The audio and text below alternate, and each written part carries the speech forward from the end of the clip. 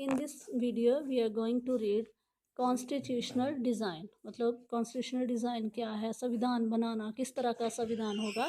This is chapter 2 of political science of class 9। तो पिछले chapter में हमने पढ़ा था जो था what is democracy, why do we need democracy, के लोकतंत्र क्या है और हमें लोकतंत्री प्रणाली की ज़रूरत क्यों है और किस तरह की सरकार उसमें होती है, किस तरह से लोग अपनी सरकार खुद इलेक्ट करते हैं और क्यों हमें संविधान की ज़रूरत पड़ती है।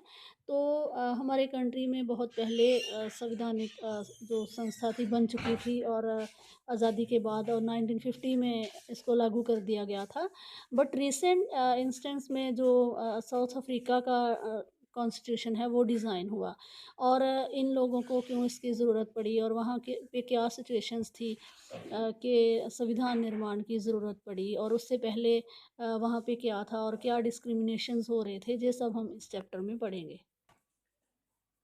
Let's do democratic constitution in south Africa.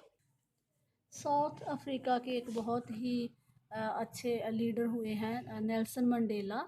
तो उनको ट्राइड किया गया था, treason by the white south African government. जब वहाँ वाइट गोरों की सरकार थी साउथ अफ्रीका में, तो देशद्रोह के मामले में नेल्सन मंडेला को जेल भेजा गया था। उसे और उन्हें और 7 अदर लीडर्स थे जो उनके साथ, उनको लाइफ इम्प्रिजनमेंट की सज़ा दी गई थी 1964 में। मतलब उम्र कैद की सज़ा जो थी वो दी गई थी। और उन्हें उनके साथ ये सब हुआ क्यों? क्योंकि उन्होंने अपोज किया अपार्थाइड रिज़ाइम को। अपार्थाइड रिज़ाइम क्या था कि रंग के आधार पर जो भेदभाव होता था, अफ्रीकन लोग जो कि काले रंग के होते हैं और वहाँ वाइट अमेरिकन थे, ब्रिटिश पीपल थे, वाइट लोग जो थे, तो वो काले लोगों के साथ रंग के आधार पे काफ़ी भेदभाव करते थे।